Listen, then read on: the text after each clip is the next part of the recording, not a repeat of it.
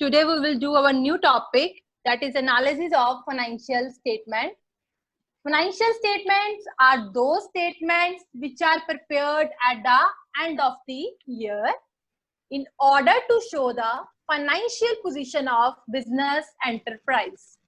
In this financial statement, we will prepare balance sheet, income statement, which is also called profit and loss account, which we will prepare in case of final accounts of sole proprietor. But in this case, both formats are different. So today we will do format of balance sheet. We will do balance sheet, which is prepared at the end of the year, which shows the true and fair view of financial position of business enterprise. True and fair view of financial position of business enterprise. Write down everybody please. Okay? बेटा आज मैं आपको format learn कराने से पहले आपको एक चीज लर्न करवाती हूँ. प्लीज आप उस लिंक को जो भी मैं करवाने लगी हूँ उसको एज इट इज ही लिखो और एज इट इज ही लर्न करना. ठीक है बेटा? जैसे हमारा बैलेंस शीट हम पहले ऐसे बनाते थे, लायबिलिटीज, अमाउंट, एसेट्स, अमाउंट, ऐसे बनाते थे. This is in the form of horizontal. इसको हॉरिजॉन्टल बैलेंस शीट कहते हैं. बट जो हमारी कंपनी है, कंपनी की बैलेंस शीट वर्टिकल बनती है. किसमें बनती है? वर्टिकल. नीचे ही आती है लायबिलिटीज, फिर नीचे ही एसेट्स. ऐसे सिंपल. ओके? ये हम कौन सी बैलेंस शीट अपनी बनाते हैं? Vertical balance sheet. क्लियर है? एक और बात, अदरवाइज हम लिखते हैं बैलेंस शीट एज ऑन. ऐसे लिखते हैं ना, एज ऑन जिस डेट की बना रहे हैं 31 दिसंबर 2003. बट कंपनी के केस में हम ऑन नहीं लिखते, हम एट लिखते हैं. याद रखना, कंपनीज के केस में हम बैलेंस शीट एज एट लिखते हैं और अदरवाइज हम लिखते हैं balance sheet as on. Okay? जब भी फाइनेंशियल स्टेटमेंट का क्वेश्चन आएगा, शेयर का आएगा, डिबेंचर का आएगा, आपको बैलेंस शीट एज एट लिखना है. क्लियर? अब देखो मैं आपको बैलेंस शीट बनाती हूँ. ये जो जैसे मैं लिखूंगी वैसे ही आपको लर्न करना है. देखो, बड़ा एस,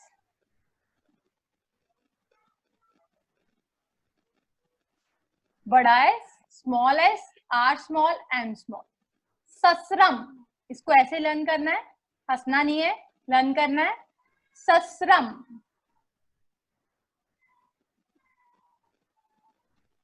सन, ससरम, सन. डॉल, ससरम, सन, डॉल. C toss, Sasaram. इसको एज इट इज ही लिखो और एज इट इज ही लर्न करो. एस बड़ा है, एस आर एम स्मॉल है, एस एन दोनों बड़े हैं, D O double L small है, सी कैपिटल है, T O double S small है. लर्न करो. ससरम, सन, डॉल, सी टॉस. ससरम, सन, डॉल, सी टॉस. सभी लर्न करो प्लीज इसको. ससरम, सन, डॉल, सी टॉस. ससरम, सन, डॉल, सी टॉस. ससरम, सन, doll, C toss. Okay? Next learn करो. N Lifford, N capital, Lifford small.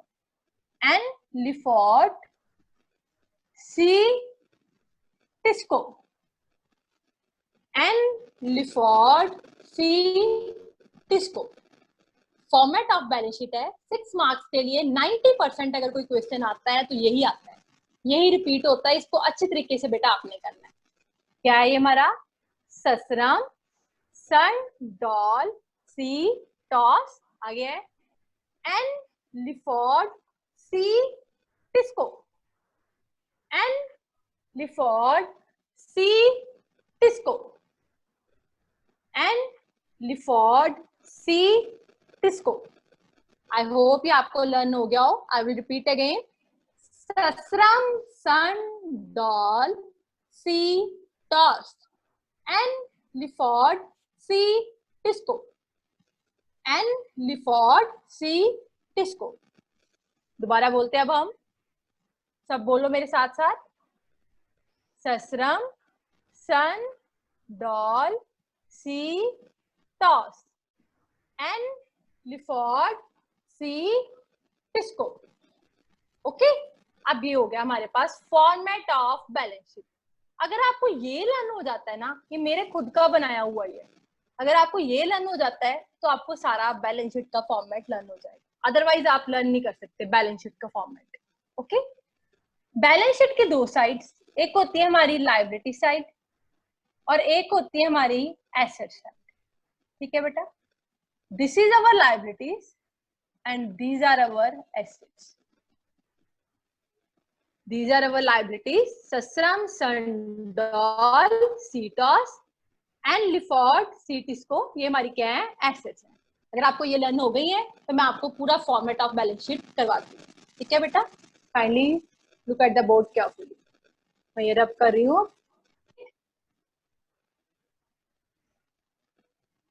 As at जिस company की भी बना रहे हो, बैलेंस शीट ऑफ जिस कंपनी की बना रहे हो उसका नाम आ जाएगा एज एट।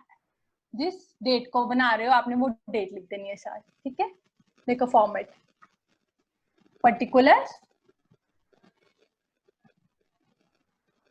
लेजिफोलियो, पर्टिकुलर्स लेजिफोलियो नहीं यहाँ पे आएगा, particulars note number, particulars note number, particulars note number, यहाँ पे current year, amount of current year. ये फॉर्मेट आज आपको मैं लर्न करवाऊंगी।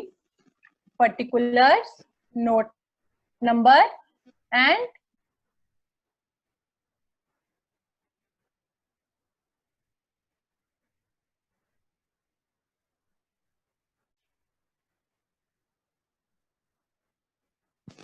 एक होती लाइबिलिटीज, लाइबिलिटी साइड। आज हम सिर्फ लाइबिलिटी साइड करेंगे, कल मैं आपको एसेट साइड करवाऊंगी।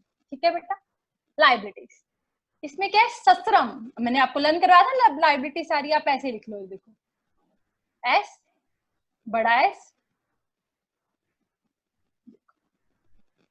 ससरम, क्या ये? ससरम, ऐसे ही था ना?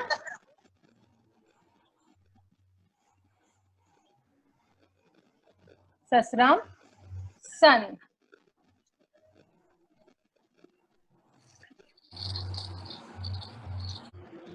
सन, doll, C, toss, next total. Okay, देखो मैंने एज इट इज बनाया पहले। देखो ससरम, सन, डॉल, सी, टॉस, ससरम, सन, डॉल, सी, टॉस। ओके, अब मैं जो जो इसके अंदर लिखूंगी वो आपको ध्यान से सुनना है और उसको एज इट इज ही लर्न करना है। एस, बड़ा एस, ये होता है मेन हेडिंग, छोटे ये होते हैं सब हेडिंग। इसमें लिखो पहले S means share holders fund, S means share holders fund,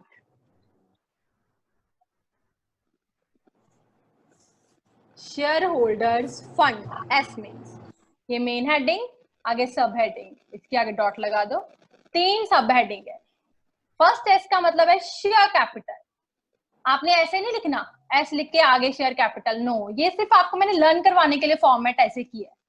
ठीक है, S means share capital, R means reserve and surplus, reserve and surplus. M means, ऐसे लर्न करो इसको, फिर मैं आपको समझाती हूँ इसमें क्या होता है। Money received against share warrant. क्या है? Money received against share warrant. आपको एज इट इज लर्न करना है। बिग कैश का मतलब शेयर होल्डर्स फंड, एसआरएम ससरम share capital, reserve and surplus, money received against share warrant. बेटा शेयर होल्डर फंड, नेक्स्ट है हमारा शेयर कैपिटल, नेक्स्ट आर है रिजर्व एंड सरप्लस, एम है money received against share warrants. मैं आपको एक एक करके बाद में बताऊंगी ये सब होता क्या है, अभी आप लर्न करो। नेक्स्ट एस, कैपिटल एस है, इसका मीनिंग है share application money, share application money pending allotment, share application money pending allotment. क्या मीनिंग है? Share application money pending allotment. उसके बाद है N, N main heading, N means non current liabilities, N means non current liabilities. Non current बेटा हमारी होती है long term, ठीक है, और करंट हमारी होती है short term.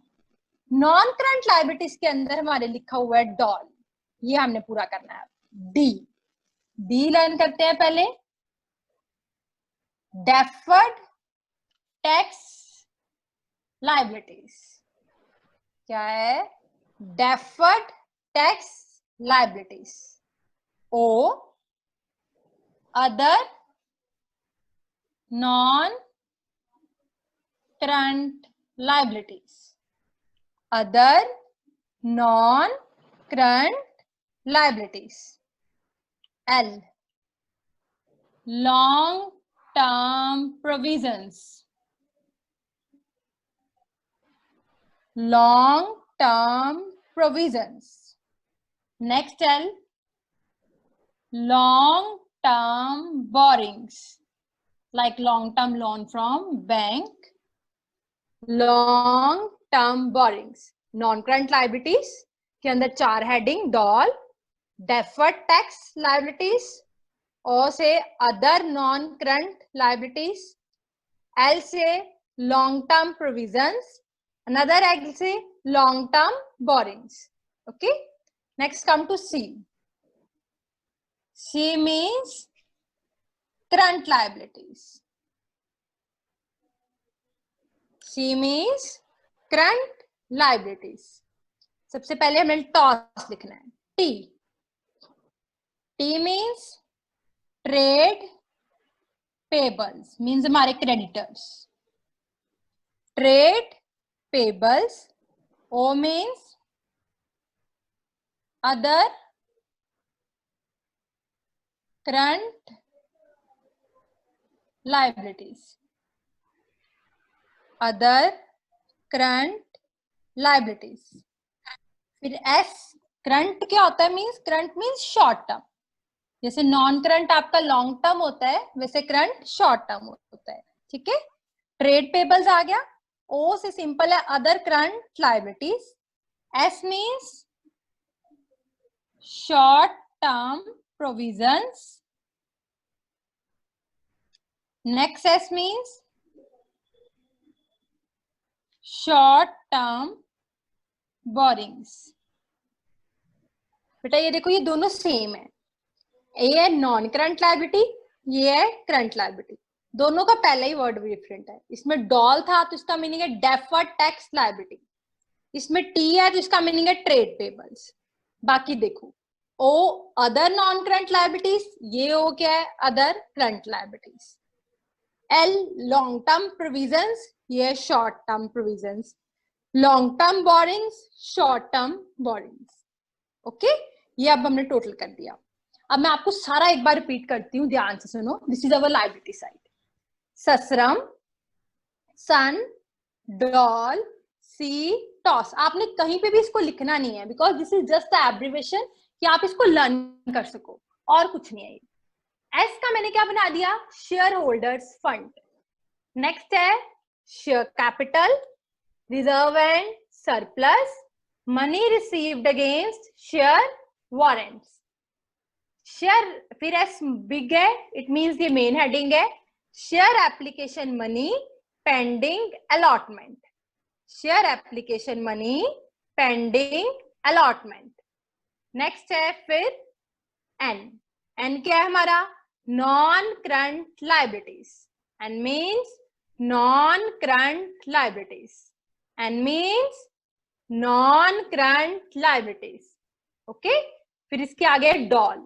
D means deferred tax liabilities, O means other non-current liabilities, L means long-term provisions, next L means long-term borrowings.